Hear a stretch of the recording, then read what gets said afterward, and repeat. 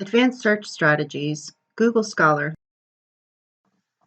Chances are you probably already know about Google Scholar, but this tutorial is going to kind of look at it just as another advanced search strategy. The library databases and the catalog are already very strong, and you can find so many things that are perfect sources to help you with your research, in addition to knowing that they are in general very highly accurate, authoritative, and relevant to your work.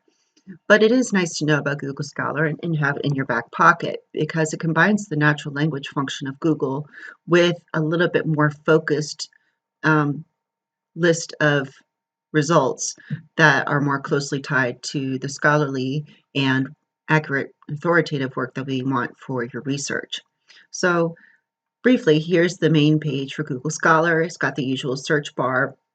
Don't forget there's some tools over here that might be helpful, especially if you want to like set up alerts or anything. More likely than not, you're not going to need those because you're not going to be doing an extensive research project. So again, Google Scholar uses the same um, natural language function that you find, and you can see it pulls up different articles related to that.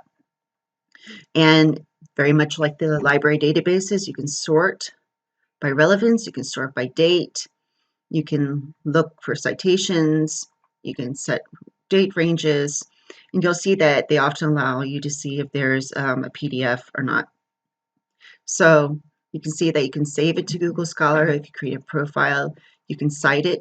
It also, like we saw with other databases in the library catalog, you can also see who else cites it. And that can be very helpful to know. It also allows you to see related articles and other versions as well. So you can see there's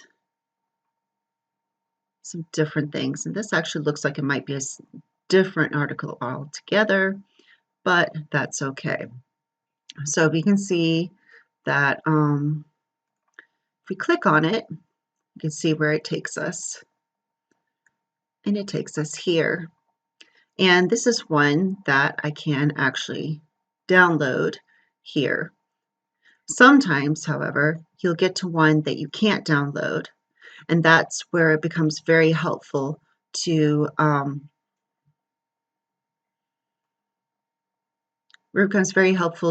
use the library catalog. If you search within the library catalog, it can pull it up. I am also currently logged into my URI account, so it's possible that these are coming up because I am already logged in and it recognizes that I'm connected with the URI library databases.